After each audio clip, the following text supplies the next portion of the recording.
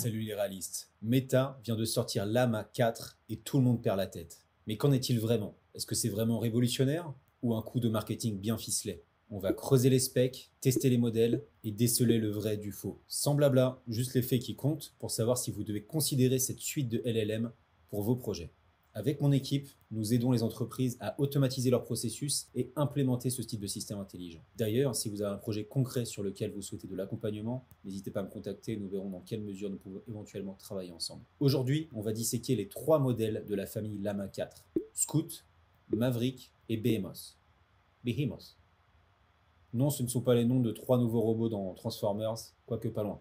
On va voir si derrière les chiffres annoncés qui donnent le vertige et les promesses marketing, il y a vraiment de quoi faire trembler OpenAI, Anthropic et DeepSeek. Parce que bon, on sait tous que Meta aime les grands chiffres, un peu comme ce pote qu'on a tous qui vous dit qu'il est déjà sorti avec une star de cinéma, si vous voyez ce que je veux dire. Alors pas de blabla, petit café des collines de Colombie quand même, très important. Ça, c'est du bon café des collines de Colombie. Je vous mettrai peut-être la référence. Il y a quelqu'un qui avait trouvé la référence dans une précédente vidéo. Je mettrai la référence de cette line classique, film classique, à voir absolument. Il y a Jim Carrey dedans. Petit indice. On soulève le capot, c'est parti. Voici la roadmap officielle de Meta pour Llama 4 et si on regarde, elle révèle pas mal de choses intéressantes. Donc là, on a les 3 modèles côte à côte. On a Scout, Maverick et Behemoth. Et on voit que Scout et Maverick ont tous les deux 17 milliards de paramètres actifs. Et la différence, c'est le nombre d'experts.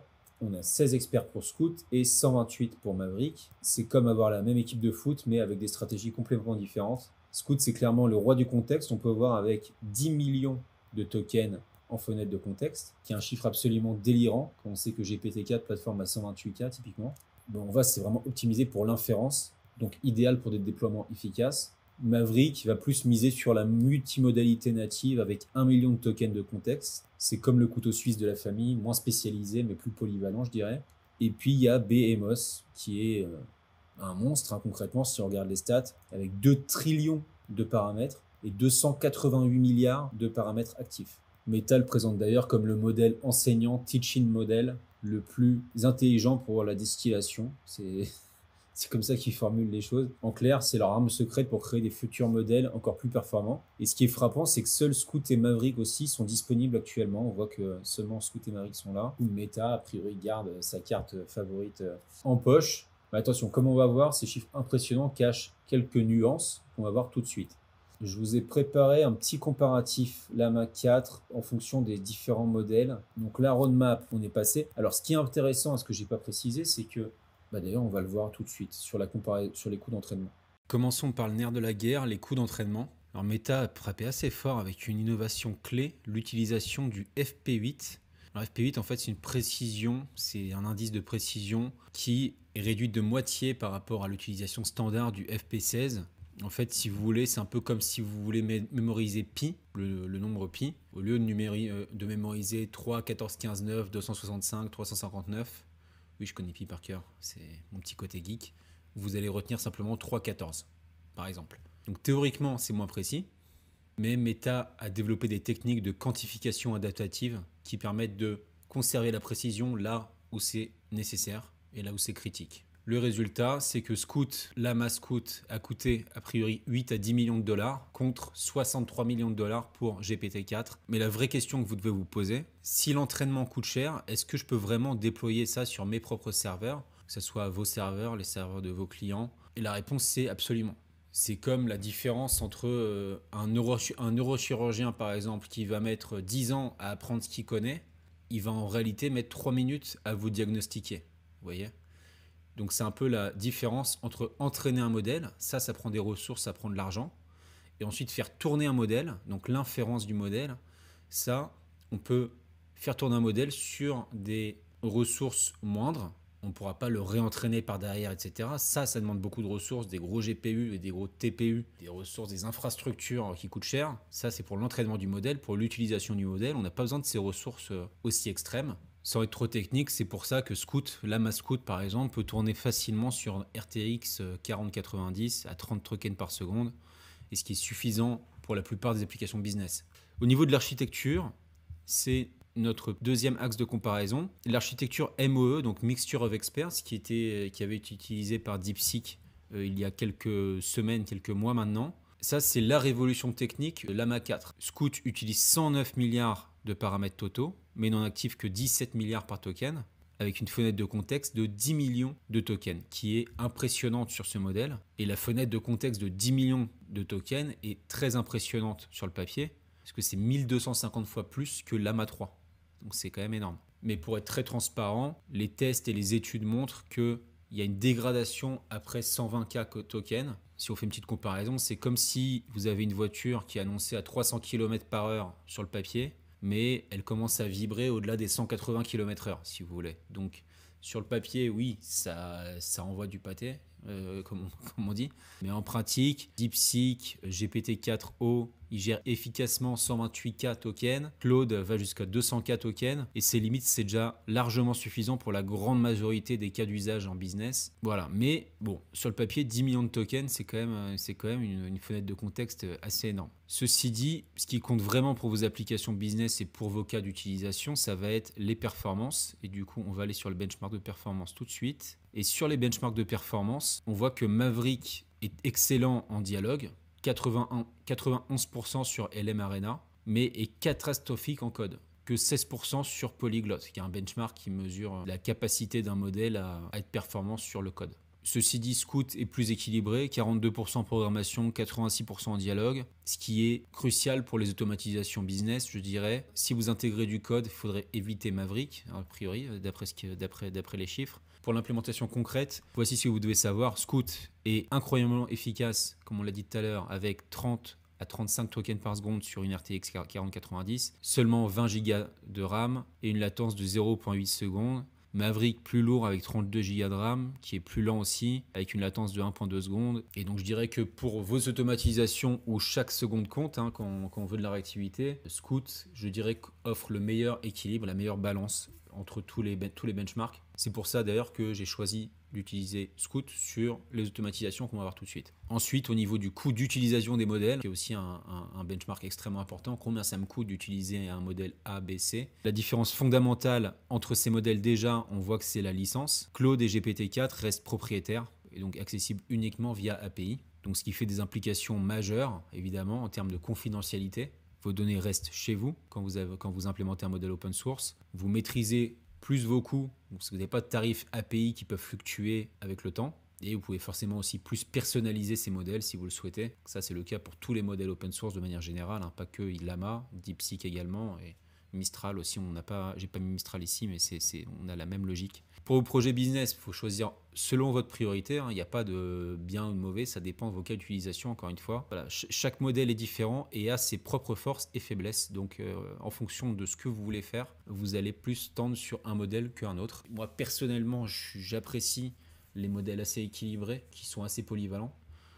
Et donc au niveau du budget, Scout, ça coûte environ entre 25 et 50 centimes pour 1000 tokens via API ou de 10 à 30 centimes en self-hosting. Self-hosting, c'est le fait d'installer la solution sur vos serveurs versus le fait de l'appeler en API. Vous pouvez également l'appeler en API comme vous le faites aujourd'hui sur Claude, sur ChatGPT, OpenAI.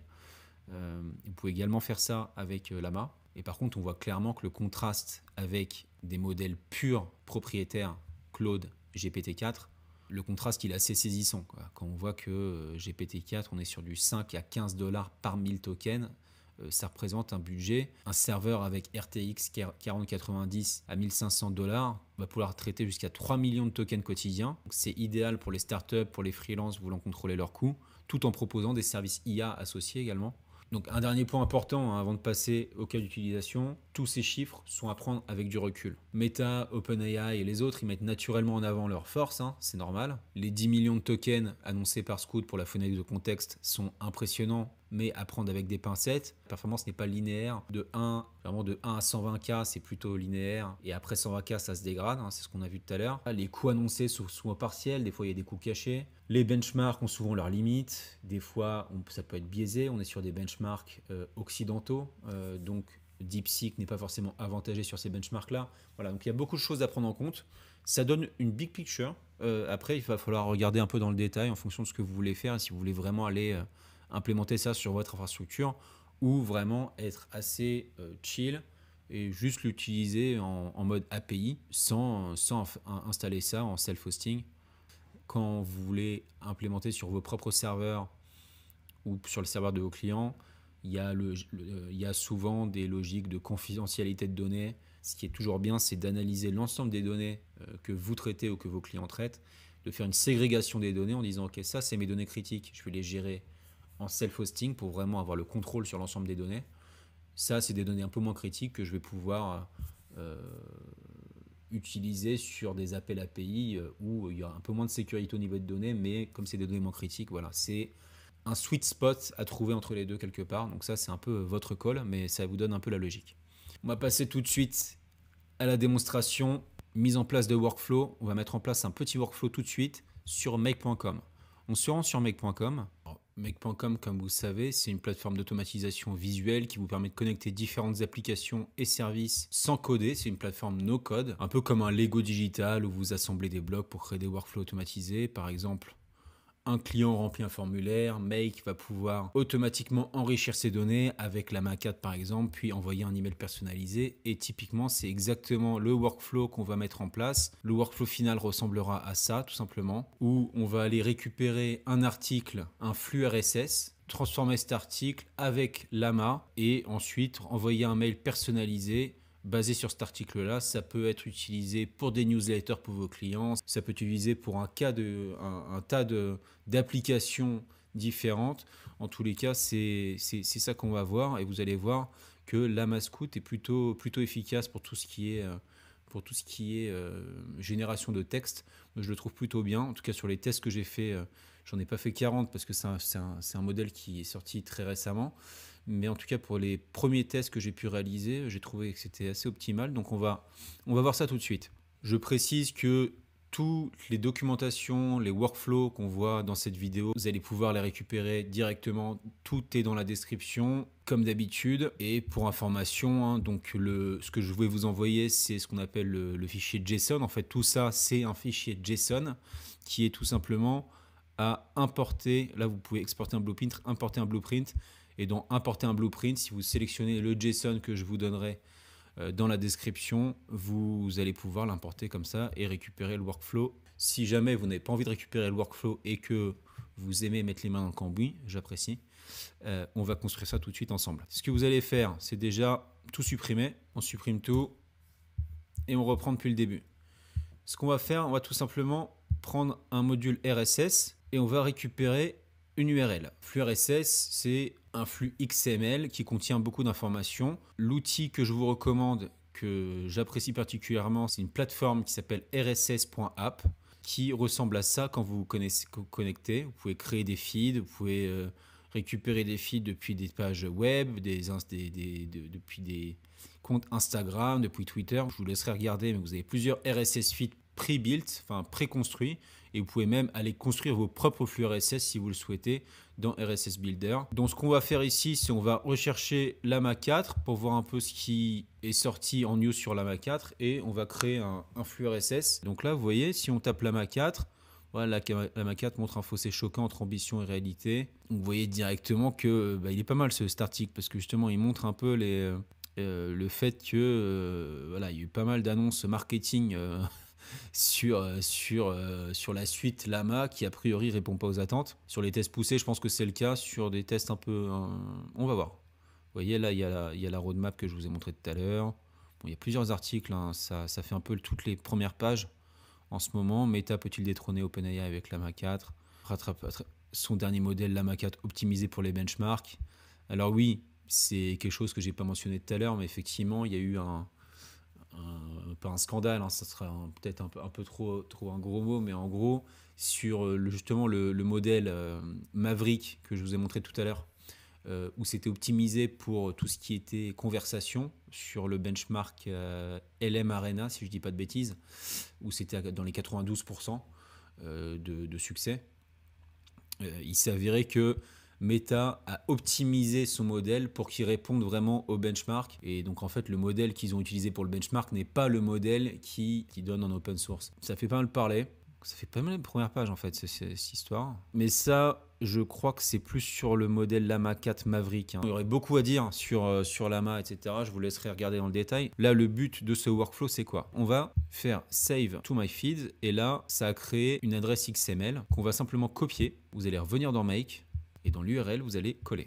Vous pouvez aller sélectionner, je veux les flux de cette date-là à cette date-là, si vous le voulez. Ici, on va le laisser vide, mais ce que vous pouvez mettre ici, c'est le nombre maximum d'items qui va retourner. Là, on va en mettre un ici. En fait, ça donne simplement le nombre d'articles, en gros, qui va sélectionner. Nous, on veut le plus récent, pas se compliquer la vie. On fait Save, et si vous le faites tourner une fois, vous voyez qu'il va récupérer exactement le premier article qu'on a vu tout à l'heure. Maintenant, on a envie de récupérer le contenu de l'article, donc on va tout simplement faire get a file, http get a file, et récupérer l'URL du précédent module. Donc vous cliquez là-dessus, et vous faites Save. Et donc là, on voit que la data, il a récupéré tout le fichier HTML. Tout ça, c'est du HTML. On a besoin de parser, entre guillemets, de transformer ce code avec des balises que vous voyez ici. On va le transformer en texte, où il va simplement extraire le texte. Ce texte-là sera un texte brut qu'on va retravailler derrière, justement, avec le module Llama. Ajoutez un module, text parser, et vous allez prendre HTML to text.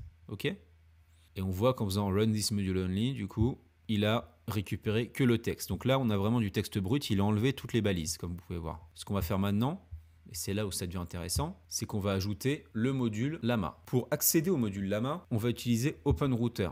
OpenRouter, vous allez taper OpenRouter. Vous pouvez create a chat completion ou create a chat completion with fallback. Le fallback, j'en avais déjà parlé dans une précédente vidéo. Le fallback, c'est simplement si jamais vous faites appel à un modèle et ce modèle n'est pas disponible ou est surchargé pour X raison, il va utiliser le modèle le plus proche pour pouvoir vous sortir un output, quoi qu'il en soit. Ça, c'est extrêmement utile pour éviter que vos scénarios se bloquent. Si vous avez un scénario qui est en production, au moins, vous êtes assuré du fait que il y aura toujours un output. Si le modèle que vous aviez prévu à la base ne marche pas pour X raison, un modèle bis sera utilisé qui garantira un output quoi qu'il en soit. L'output ne sera pas exactement le même, mais c'est mieux que d'avoir un scénario qui plante si jamais vous êtes sur des scénarios assez critiques où vous avez besoin d'avoir du contenu publié tous les jours typiquement. Voilà, c'est pour ça de manière générale, j'utilise toujours le with fallback. Si vous n'avez pas de connexion OpenRouter, vous allez pouvoir en ajouter une, tout simplement en cliquant Add, et il va vous demander une clé API. La clé API, donc vous arrivez sur openrouter.ai et vous avez sur OpenRouter un nombre impressionnant de modèles que vous pouvez utiliser. Vous pouvez directement d'ailleurs utiliser une fenêtre chat pour utiliser le modèle que vous voulez et directement avoir comme une chat window un peu comme à l'équivalent de ChatGPT. Ok. Vous avez un onglet Rankings qui vous donne un peu les rankings des différents modèles, toutes catégories confondues ou par verticale. Et ensuite, vous avez tout ce qui est doc pour savoir comment utiliser les API, etc. Ok.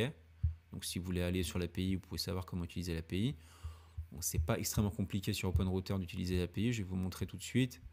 Vous avez simplement à aller dans vos documents, dans Keys, et vous pouvez créer une clé API ici. Vous pouvez mettre le nom que vous voulez, et une fois que vous allez créer, ça va vous donner une clé. Vous copiez cette clé, vous la collez ici, et ça va vous créer la connexion. Ok ?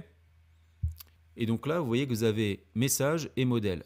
Dans message, là, l'idée, c'est d'être très pragmatique. On va lui dire le prompt suivant. J'ai repris le même scénario qu'on avait utilisé pour la démo sur DeepSeek parce que le but, c'est de montrer l'output de ce modèle-là comparé à le modèle DeepSeek, comparé à OpenAI. C'est ça qui est intéressant. Et je pense que ce type de workflow, c'est important de le faire, de le refaire, de le défaire, de le modifier, etc. Parce que c'est typiquement des agencements de modules qui sont assez fréquents dans les automatisations. Donc, c'est important que vous faisiez la main là-dessus. Donc là, je dis simplement, tu vas recevoir un article, résume-le en 2 paragraphes courts et succincts, suivi de 3 bullet points, soit bref, précis, impactant.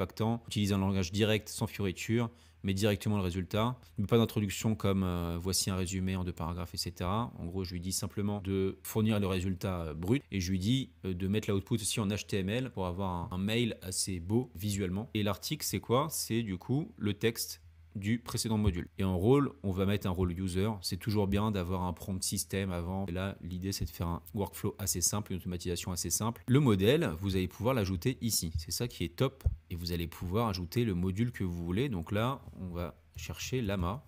Vous avez le Llama Scout ici. Llama 4 Scout. Vous cliquez sur Llama 4 Scout. Fallback enabled. yes, et vous sauvegardez. Vous faites run this module only, il tourne et il a sorti. Alors vous voyez déjà que c'est rapide, hein. Par rapport à, j'avais fait des tests sur DeepSeek, sur d'autres modèles, ça tournait beaucoup plus lentement. Là, effectivement, et c'est ce que j'avais remarqué sur les premiers tests que j'avais réalisés, Scout est efficace, il est rapide et on a un output qui ressemble à ça. Vous voyez, Meta a dévoilé Llama 4, sa nouvelle génération d'intelligence artificielle multimodale. Cette nouvelle version promet d'être plus performante et plus efficace que ses prédécesseurs. Llama 4 est conçu pour concurrencer les autres modèles d'IA de pointe tels que GPT-4, Claude et DeepSeek. Cependant, certains experts ont exprimé des inquiétudes quant aux méthodes utilisées par Meta pour développer Llama 4. Il semblerait que la société ait utilisé des techniques pour optimiser les résultats. Moi, je trouve que sa façon de parler à Scout, je ne sais pas ce que vous en pensez, mais là, je lui ai pas dit d'adapter un ton spécial et je trouve qu'il a vraiment un langage assez naturel. J'avais testé avec Maverick. Maverick, moi, j'étais pas du tout satisfait. Bon, c'est mon expérience. J'ai juste fait quelques prompts et j'ai fait quelques tests sur Maverick. Je trouve que Scout est plus. J'aime beaucoup sa façon de répondre. Pour l'instant, il ne m'a pas déçu, Scout, sur ses réponses aux prompts basiques et même des fois moins basiques. Donc voilà, donc là on a cet HTML en sortie, on va simplement se l'envoyer par mail sur notre inbox. Donc ce qu'on va faire déjà, c'est peut-être juste renommer ce module pour dire à la place d'OpenRouter, bien préciser qu'il s'agit de Llama 4. Donc vous pouvez mettre Llama 4 et je vais mettre un petit emoji de Llama. Plus Llama c'est avec 2 L, Keseyama. Keseyama Llama. Donc j'ajoute un module mail maintenant tout simplement, un module Gmail. Et là, ici, on va simplement créer un brouillon. Vous pouvez envoyer un mail, vous pouvez faire ce que vous voulez. Là, pour cet exemple-là, on va juste créer un brouillon. Je vais le mettre dans l'inbox. Pas besoin d'ajouter le recipient parce que là, on est sur un draft. L'objet du mail, on n'a qu'à mettre news Llama 4. Et le contenu, du coup, on va prendre l'output du précédent module. Une fois qu'on a ça, on clique sur Save. Donc là, l'automatisation est finie, hein. Mais vu que c'est le dernier module, on va réexécuter toute l'automatisation. Comme ça, vous voyez que ça fonctionne bien, hein. On va faire un petit sauvegarde, toujours bien sauvegardé, très important. Et si je fais un run once,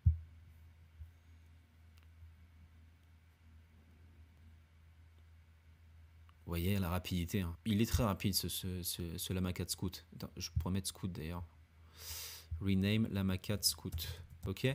Et donc là, a priori, ça a bien créé le draft. Donc si je vais dans mes emails, j'ai bien reçu le mail. Il dit Meta développe Llama 4, son nouveau modèle d'intelligence artificielle destiné à concurrencer les ténors du secteur. Cette nouvelle génération d'IA multimodale promet d'être plus performante que les précédentes, etc., etc. Voilà, donc voilà une petite automatisation efficace. Vous voyez que ça fonctionne très bien. Le mail, on pourrait encore plus aller le peaufiner, hein. Le HTML que j'ai ici, je pourrais très bien lui dire d'utiliser un format, parce que là je dis l'output doit être en HTML, ok. Ça évite d'avoir un texte un peu trop raw, trop brut, d'avoir un truc un peu plus joli. Vous comprenez le principe, ok. Ça c'est pour make.com. Maintenant, on va construire un agent IA sur N8N en utilisant DeepSeek, à l'instar de ce qu'on avait fait, pardon, en utilisant Llama 4 Scout, ok. On va sur N8N. Donc N8N, ils ont refait leur site d'ailleurs, qui est plutôt joli, hein, ma foi. Plutôt joli. Plutôt très joli, ouais. Sympa. Très sympa. J'adore. Vous connectez à votre compte N8N et le workflow qu'on va mettre en place sur N8N, pour rappel, hein, sur make.com, on appelle ça des scénarios. Sur N8N, on appelle ça des workflows. On parle de la même chose. On parle de là où vous allez définir votre automatisation, agencer les différents modules. Là, d'ailleurs, on n'est pas sur une automatisation, on est plus sur un agent IA, même si on n'utilise pas vraiment les fonctionnalités de l'agent, donc on peut considérer, là, c'est un hybride entre un agent et une automatisation. On va envoyer un message dans Telegram. Telegram nous servira en fait comme de fenêtre de prompt, quoi. C'est-à-dire qu'on enverra un message dans Telegram et on récupérera la réponse à notre question ou à notre prompt dans Telegram après digestion du prompt initial par le modèle Llama 4 Scout. C'est ça que fait cet agent IA ici. Donc si j'ouvre mon agent Llama Scout et que je lui dis par exemple « Bonjour mon ami, bonjour ». Si je lui dis quelle est la capitale, on va faire une petite capitale de Madagascar. La capitale de Madagascar est Antananarivo, c'est la plus grande ville du pays et le centre politique, économique et culturel de Madagascar. Elle est située dans la partie centrale de l'île. Intéressant. Combien d'habitants? Vous allez dire, je fais exprès de dire combien d'habitants a cette ville, parce que du coup, vous allez voir qu'il a gardé en mémoire le précédent message. Si je posais juste cette question-là et qu'il n'avait pas en mémoire le précédent message, il me dirait de quelle ville tu parles. Et là, vous allez voir qu'il va savoir quoi répondre. Antananarivo, pardon, la capitale de Madagascar, compte environ 2,1 millions d'habitants, selon l'estimation récente. C'est pareil que Paris, en fait. En intramuros, ouais. C'est lui en plein essor, avec une population continue de croître rapidement, en raison de son rôle économique, politique important dans le pays. Ok. Donc vous voyez, ça marche bien. Ça marche très bien. C'est beau. Et donc là, Telegram, c'est votre fenêtre de prompt, en gros. Donc c'est quand même beau, non? C'est quand même magnifique, j'adore. Donc comment on construit ça? Pareil que pour tout à l'heure, je vous donnerai ça dans la description, toutes les informations sont dans la description. Pour l'importer, vous faites import from file. Moi, ça sera un file, donc le file, vous le téléchargez, vous faites importer le fichier et il arrive comme par magie ici. Ok? Donc ce qu'on va faire, c'est reprendre de zéro. Vous créez un nouveau workflow Llama 4 agent IA, démo. On va ajouter un trigger Telegram et on va dire que le trigger c'est sur un message, à réception d'un message. Vous créez une connexion Telegram si ce n'est pas déjà fait. Si vous n'avez pas d'access token, c'est ici en fait. Donc il faut que l'URL ce soit api.telegram.com.org pardon. Et l'access token, vous avez besoin d'accéder au bot phaser de Telegram. En fait, vous faites simplement @botphaser dans Telegram, ok. Vous faites start, il va vous donner tout ce que vous pouvez faire et vous allez simplement faire, vous faites juste /newbot et une fois que vous allez faire /newbot, il va vous donner le token de votre bot en question. Donc moi, mon bot, c'est agent IA Llama Scout. Vous pouvez l'appeler pareil, vous pouvez l'appeler comme vous voulez, mais en gros, c'est comme ça qu'on fait pour pouvoir connecter Telegram et N8N. Donc une fois que vous avez votre token, vous créez votre connexion et vous sortez. Une fois que vous avez votre trigger Telegram, il va falloir que vous testiez le workflow pour avoir des datas dans ce node là pour pouvoir ensuite derrière les utiliser et bien paramétrer le reste des nodes et le reste des éléments du workflow qui est assez simple, ça va être fait en exactement 30 secondes, vous allez voir. Vous faites test workflow, vous allez dans le bot que vous venez de créer et vous pouvez lui dire bonjour par exemple et vous voyez qu'il est devenu vert, ça veut dire qu'il a bien récolté un item, il a bien récupéré bonjour. Texte bonjour. Et c'est exactement ce texte-là qu'il va falloir récupérer dans le AI Agent. C'est le prochain node qu'on va créer. Vous faites plus, vous tapez AI Agent, vous changez Connected Chat Trigger Node à Define Below. Là, vous allez devoir simplement dire OK, bonjour monsieur, je prends le texte bonjour. Vous glissez, déposez tout simplement et on est bon. OK? Vous pouvez même faire tourner tout seul l'AI Agent. Mais là, évidemment, il ne va pas marcher. Pourquoi? Parce qu'il faut un chat model pour un AI Agent. Et le chat model, ça va justement être le chat model Llama. Sur N8N, il y a une petite spécificité, c'est que vous êtes obligé de passer par OpenAI Chat Model. Et vous allez voir, en fait, on va le paramétrer directement dans les settings. Il va vous demander de vous connecter ou de créer une nouvelle connexion si vous n'en avez pas créé. Moi, j'ai déjà une connexion OpenRouter, mais en gros, par défaut, ici, vous aurez une autre URL. Il faut que vous mettiez cette URL absolument, openrouter.ai/api/v1, ok. Et la clé API, je vous ai montré tout à l'heure qu'on a fait le scénario sur make.com, comment créer une clé API. Vous pouvez en créer une autre, prendre la même, comme vous voulez. Moi, j'aime bien avoir une clé pour make, une clé pour N8N, c'est une bonne pratique. Après, à vous de voir comment vous voulez vous organiser. Une fois que vous avez créé votre connexion OpenRouter, vous cliquez sur OK. Là, vous êtes sur Fixed, donc il faut passer sur Expression. Vous allez aller sur OpenRouter. Pour le coup, allez chercher dans les modèles. Cliquez sur Modèle.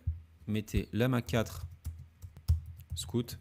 Là, le process qu'on utilise pour utiliser OpenRouter sous N8N, pareil pour make.com, c'est quelque chose qui vous sera utile, quel que soit le modèle. Là, on utilise pour Llama, on utilise aussi pour DeepSeek, mais vous pouvez utiliser vraiment énormément de modèles différents. Vous avez un modèle free, mais qui est moins efficace que le modèle principal. Donc, on va utiliser le modèle principal. Vous allez copier ici, revenir dans N8N et tout simplement coller ce texte-là. Et à partir de là, vous êtes bon. Et vous allez pouvoir d'ailleurs renommer accessoirement ce node en Llama 4 Scout pour bien savoir de quoi on parle. Boum. Il vous faut une mémoire pour... Ouais, vous pouvez continuer comme ça, mais là en fait si vous ne mettez pas de mémoire, il n'aura pas de contexte. Ça veut dire qu'à chaque fois que vous allez lui envoyer un message, il va utiliser Llama Scout, vous renvoyez la réponse. Mais si on fait le test de tout à l'heure, quelle est la capitale de un tel, il vous répond, et ensuite si vous mettez quel est le nombre d'habitants, si vous ne mettez pas de mémoire, il ne va pas savoir référencer la première question, donc il va pas pouvoir répondre. La mémoire de base c'est Window Buffer Memory. Donc on va prendre ça, c'est très bien. Et là vous voyez que vous avez le context window length qui est exactement le nombre de messages qu'il prend en compte. Donc là on va laisser ça et on va bien dire define below. Et là la clé ça sera le chat ID. Ok, c'est cette donnée là qu'on va reprendre ici. Une fois que vous avez fait ça, vous pouvez sortir. Et du coup là on a notre AI agent qui est défini. Et ce qu'on va faire simplement maintenant, Bon là d'ailleurs, on peut faire tourner, ça qui est sympa aussi avec N8N, c'est que vous pouvez faire tourner, là où vous êtes dans make.com, clic droit, run this module only, on oblige à chaque fois de récupérer la donnée et de la copier-coller la valeur du précédent module. Là, il a déjà en mémoire la valeur du précédent module, on a juste besoin de faire play et ça va tourner tout seul. Vous voyez, c'est quand même, sur ce point de vue-là, N8N aime beaucoup mieux que Make. Vous voyez, si on ouvre simplement, on a l'output ici. Bonjour, comment allez-vous aujourd'hui? Je lui ai dit bonjour, donc il me répond. Et donc là, l'idée, ça va tout simplement être de dire, ok, maintenant tu as cet output-là, tu vas me le redonner dans Telegram. Donc pour faire ça, on va simplement rajouter un autre Telegram. Là, l'idée, ça va être d'envoyer un message, send message. Vous sélectionnez la bonne connexion, bien sûr. Resource message, opération send message. Et du coup, le chat ID, il va falloir que vous récupériez le chat ID du Telegram trigger, qui est le chat ID ici. Ok, et le texte, c'est le texte du précédent module, du AI agent. C'est ce texte-là qu'il vous faut. Donc vous mettez l'output là. Ok. Si j'exécute juste ce module, normalement, il va me renvoyer dans Telegram. Bonjour, comment allez-vous aujourd'hui? Voilà. Là, vous voyez qu'il y a This message was sent automatically with N8N. Pour l'enlever, on va simplement add field, append N8N attribution. Et là, si vous décochez ça et si vous réexécutez, normalement, il m'a renvoyé le message, mais sans le petit message automatique en dessous, ce qui est quand même plus beau. Ok? Vous faites save. Et vous pouvez activer votre workflow. Ok? Très bien. Et là, votre workflow, il marche très bien. On peut faire un test. Là, le workflow est actif. On peut dire par exemple, tiens, on parlait de pi tout à l'heure. Donne-moi la définition du nombre pi. Boum. Et on voit qu'il me donne la réponse. Le nombre pi est une constante mathématique qui représente le rapport entre la circonférence des cercles et les valeurs de pi. La valeur de pi est approximativement, boum. Propriété de pi, utilisation de pi, conclusion. Il est vraiment pas mal hein, ce petit modèle Scout. Hein. Je sais pas ce que vous en pensez. Dites-moi dans les commentaires ce que vous en pensez. Moi perso, j'aime beaucoup Llama Scout. J'aime beaucoup. Je risque de l'utiliser dans pas mal de mes automatisations parce qu'il donne je trouve qu'il donne le bon niveau de détail en fait. C'est surtout ça. Généralement, les modèles, faut souvent les briefer sur le ton adopté, la longueur qu'il faut avoir, etc. Ici, je trouve qu'il comprend naturellement le contexte dans lequel on pose une question et la longueur du coup de la réponse à apporter pour répondre au prompt ou à la demande. Donc j'aime beaucoup. Bref, du coup là, on a fini l'agent Telegram ou l'agent N8N plus exactement. Donc comme on a vu, Scout est dispo, léger, rapide, facile à brancher. Maverick et Behemoth, ils impressionnent pas mal sur le papier. Après, il va falloir tester leur stabilité dans le temps. Bon, ça sera peut-être l'objet d'autres vidéos. Je vous recommande quand même de tester la Scout. Personnellement, j'ai quand même un feedback plutôt positif sur la Scout. C'était un petit test rapide. J'espère que cette vidéo vous a plu. Récupérez les informations dans la description. Vous pouvez poser un petit like, vous abonner si vous êtes intéressé par ce que je propose sur cette chaîne. Et on se retrouve très rapidement pour une prochaine vidéo. À très vite. Ciao.